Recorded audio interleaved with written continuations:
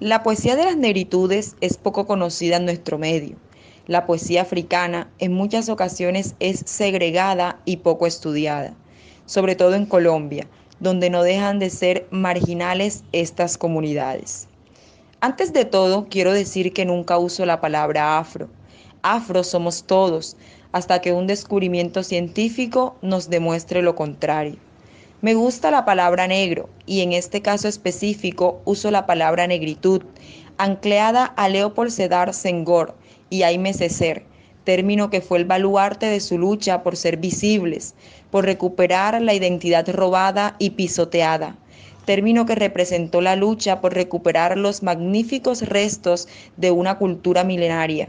En este caso preciso, la palabra, la tradición oral, el canto, la poesía y la música que la acompaña.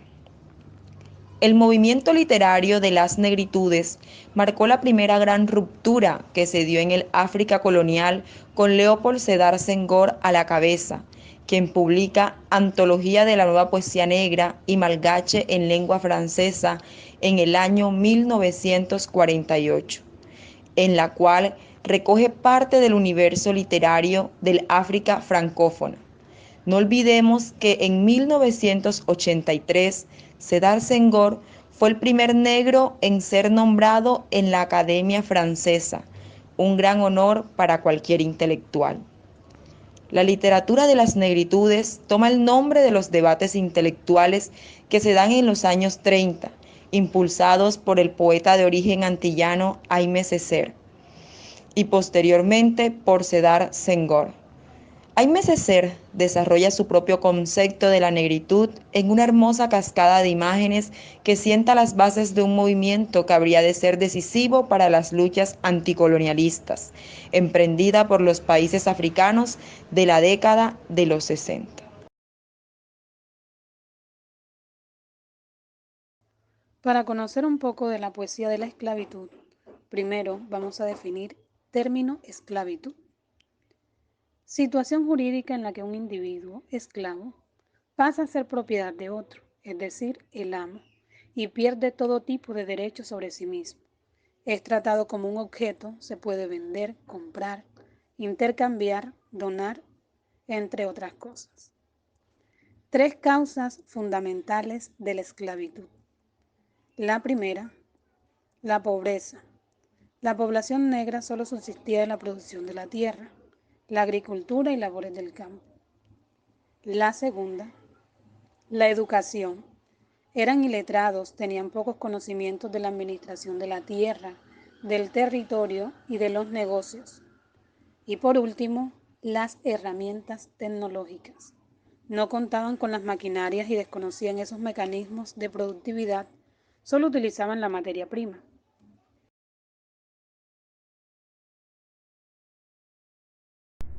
Un gran poeta de la negritud y cantor del mestizaje es el reconocido Leopold Sedar Senghor, quien también responde como uno de los grandes actores de la descolonización africana. En el año 1932 inventó la teoría de la negritud junto con Aimé Césaire, poeta y futuro diputado comunista de Martinica. Ellos decían, somos mestizos culturales, porque aunque nos sentimos negros, nos expresamos en francés, explicaba Senghor, firme partidario de enraizarse en los valores de su raza, de su continente, de su nación, para abrirse a otros continentes, a otras razas, a otras naciones. Él se sumerge en espacios insondables, en el país del sufrimiento, de los barcos negreros, de la explotación de la caña de azúcar en la época infame de la esclavitud americana.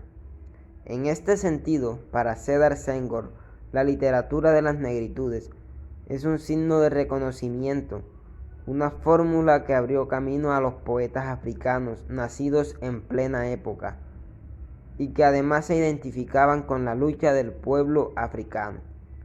Su producción literaria no es solo denuncia de la época colonial, sino que refleja la búsqueda por una autenticidad cultural, la cual había sido ignorado para poder justificar la esclavitud y la colonización, en este caso la francesa.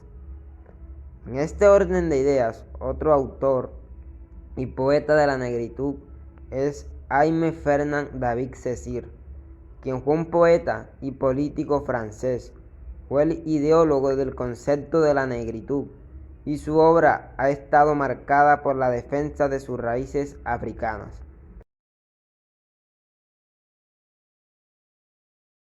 Nicolás Guillén, en su máximo aporte fue la poesía. En sus trabajos trató el tema de afroamericano en Cuba como ningún otro autor lo había hecho con anterioridad. También incursionó en la realización de composiciones musicales de corte poético. Sus obras, de manera general, han sido traducidas a varios idiomas y han recibido elogios de grandes personalidades de la cultura universal. Existen 5 libros que ponen de manifiesto lo más sobresaliente de su quehacer literario, que son Motivos de Son, El Son Entero, Por el Mar de las Antillas y El Gran Son. También en la cultura, Balada de los dos abuelos, Guillén unió 2 mundos: abuelo negro, herencia africana de la esclavitud, el abuelo blanco, con la influencia española, y la cultura negra con la blanca en Cuba. Estos fueron uno de los grandes aportes que hizo Nicolás Guillén.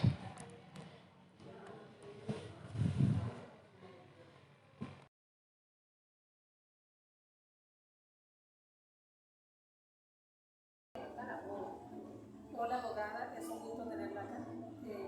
Vamos a hacerle una serie de preguntas acerca de la poesía de la negritud. ¿Qué cree usted que intenta transmitir la poesía de la negritud?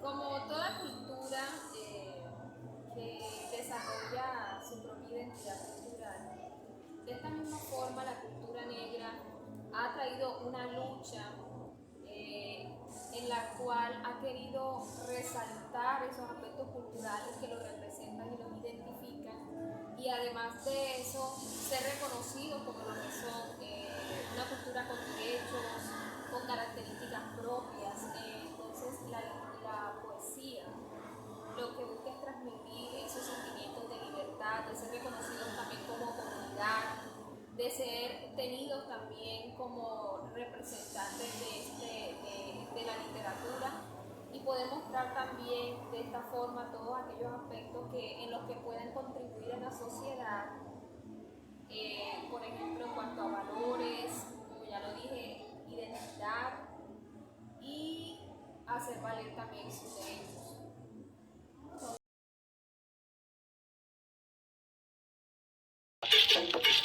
Esta es la canción del bongo.